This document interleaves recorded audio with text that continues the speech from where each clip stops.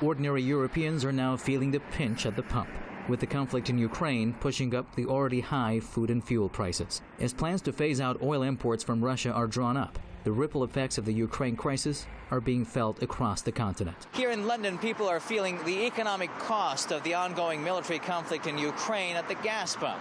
Prices have been rising steadily since the start of the year and have now hit a record high.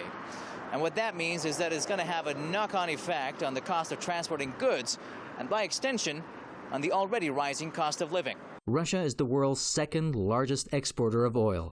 The EU imports 27% of its oil from Russia, the UK 11%, and the US just 8%, which is why Europe will feel the effect of the bans far more acutely than the US. The EU also plans to slash its dependency on Russian gas by 2/3 this year. That's 26% of their supply.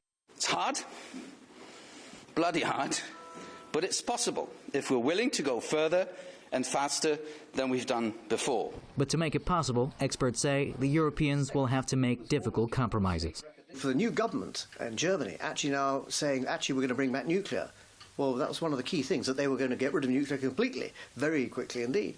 Then also coal, getting rid of the coal-burning power stations, and particularly those from maybe using Polish coal, brown coal, which is incredibly dirty.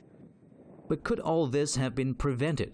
While the US and Europe blame Russia's ongoing military offensive in Ukraine for the soaring energy costs, some experts say it's a crisis that could have been averted. One of the great things about international affairs is to understand not just what you want to achieve, but what the other side wants to achieve. And where's the middle path? Russia generally would want to have a working relationship to protect its security, to make sure its confidence is there, and instead of necessarily having people who are American allies literally a few hundred miles away from your capital. That's something they're not used to.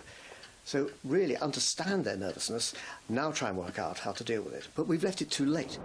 The new plans will mean less oil revenues for Russia and a faster transition to cleaner energy. But what it also means is a higher risk of inflation and recession across the continent.